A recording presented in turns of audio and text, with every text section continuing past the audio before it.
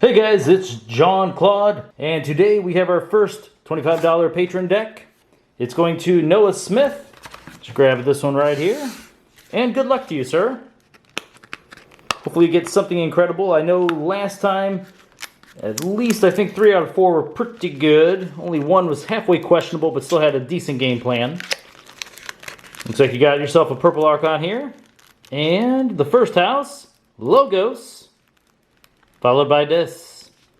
And Mars. Okay, interesting. Might be able to get some good archiving cards in here. I do like cards like Yurk. I kind of hope you see them just so you get to see the power of them as you play with them. Mars, as we know, is actually pretty good in this set. So it's Sir Magmanus Levinson.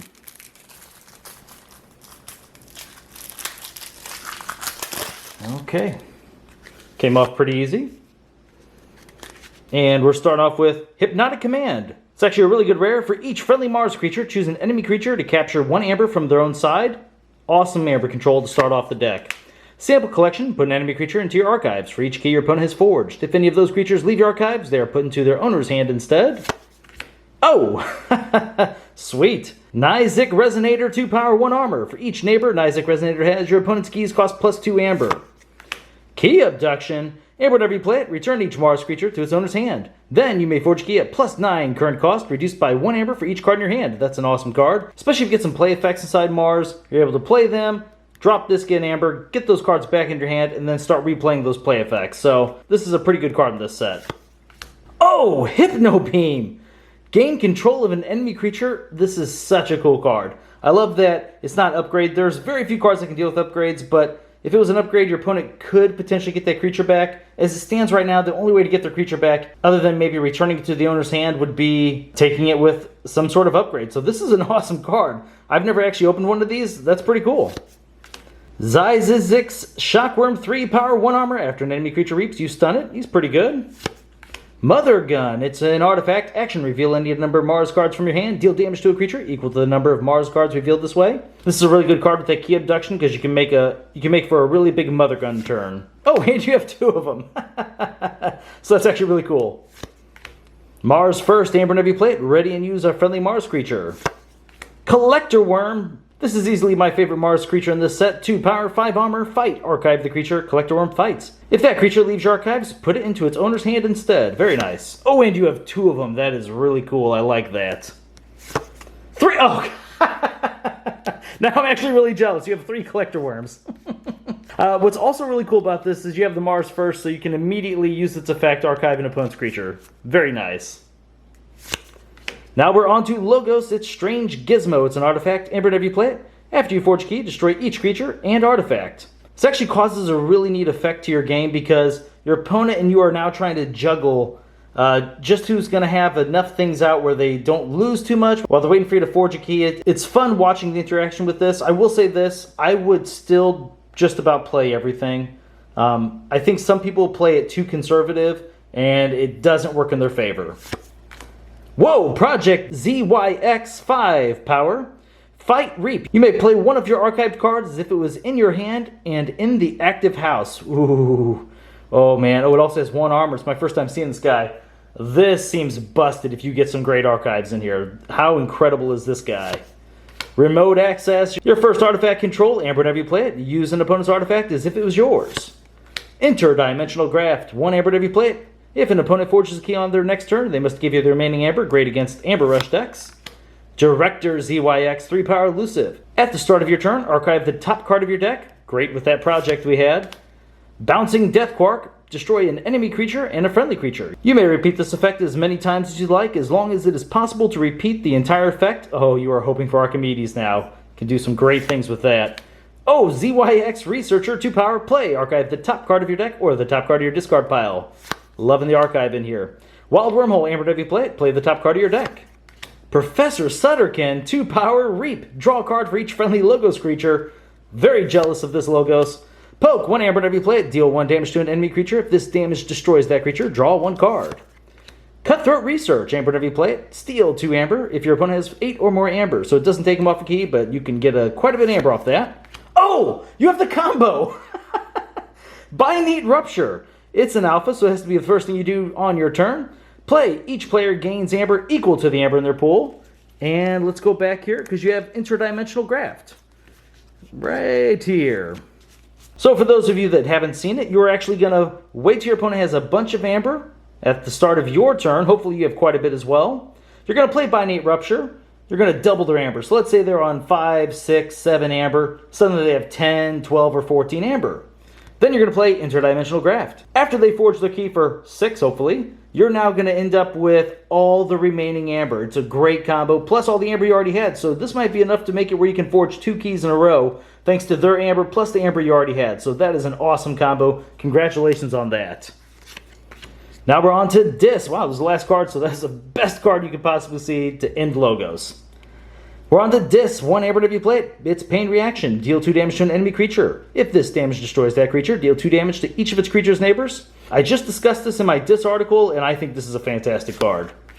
Gold Key Imp. Interesting. 2 power, it's elusive. Players cannot forge their 3rd key. If your opponent doesn't have a key cheat, you can basically make it where you're going to win, because the only way somebody will forge a key is if your opponent kills this creature. You never kill it on your own turn. And then, obviously, once it comes back to your turn, you're the winner. So this is a great stall if you need it. Otherwise, you don't need to play it. You can just win the game outright, especially with that Binate Rupture Interdimensional Graft combo. Hey, Yerk, it's 4 power. Choose and discard a card from your hand. Unlocked Gateway, it's a Mega. Destroy each creature. Oh, 2 of those. I don't know how I feel about 2 of those, but it might actually help, considering the game plan with this deck might be just to do the Brig. Yeah, you might just want to actually go with Brig, so that's not too bad. You got those, yeah. I can see this doing some good. Tesmal, 2 power, elusive. Reap, choose a house. Your opponent cannot choose the house as their active house on the next turn. You're hoping to see 2. Oh, Strek. 2 power, elusive. If Strek is not on the flank, your opponent refills their hand to 1 less card during the draw card step. Schuler, 5 power. If your opponent has 4 more amber, you get to steal 1. Gub, 1 power. While he's not on the flank, he gets plus 5 power and gains taunts. Dust Imp, very nice. 2 power. When he's destroyed, gain 2 amber. Charette, 4 power. Played, capture 3. Excellent amber control. We have 1 more card. What is it? Oh, it's another Charette. That is really good. Okay, we need to check this thing out. So, you have the awesome Brig combo. Let's look at how much amber you can make, and then we'll do amber control after that. So you got 2, 3, 4. Oh, this is so much we don't even know. We're going to call it 5. I'm going to say you're going to get a minimum, and I mean minimum of 3 off this. You're definitely going to get more. That's the plan. You want to get more off that. So we'll call it 8, 9, could be more, 10, 11, 12, 13, wow, pretty good so far, 14, 15, and this I'm going to call somewhere around 2, so 17. 17 is a magic number, considering you're probably going to get even more off the Brig combo, so that is really good. That's a great number to see. Now let's go through your amber control. You got 1. Let's see. We're not going to count that one. Too unreliable.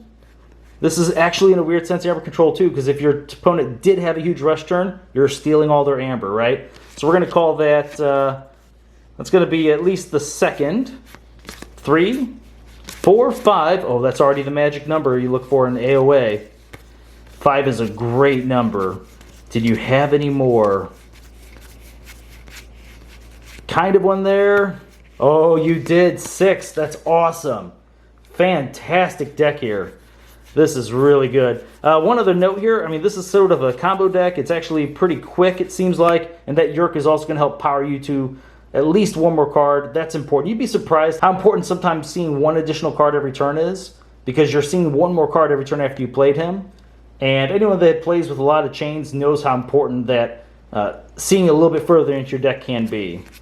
Yeah, this is a really good deck. Let's see, how much archive did we have for that Project ZYX? Okay, let's see here. Did we only have the 2 other ZYX? Was that all of the archive? So you got the 1, 2. That's funny.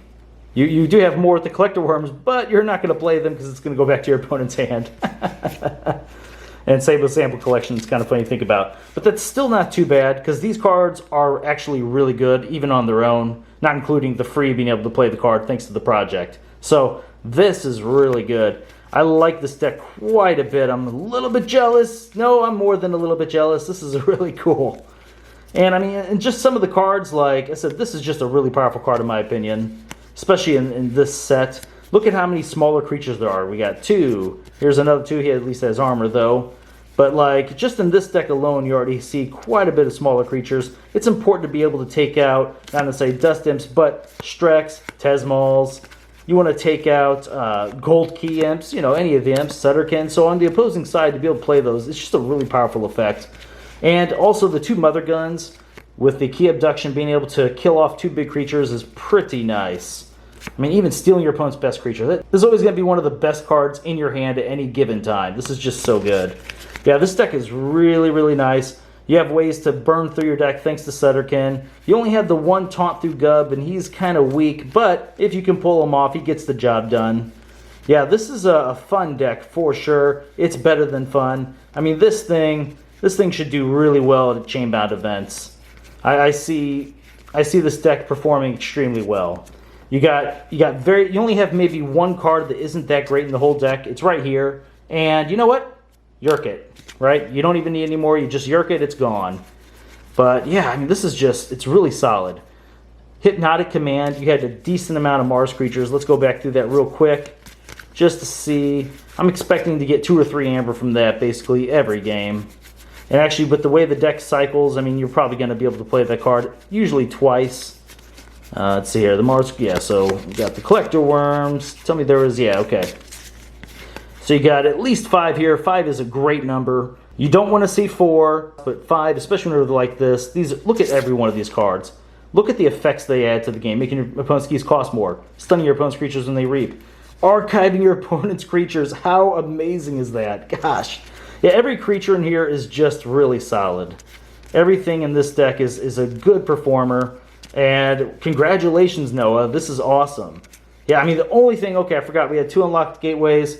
This might be another fantastic discard target for the Yerk, because you probably only really need to play 1 of these at any given point in time. You might not even have to, because you do have things like Bouncing Death Cork to also help take care of the board, the Mother Guns. You can take over the board, once again, between the Hypno Beams and the Collector Worms. They're not going to have too many creatures that are out there.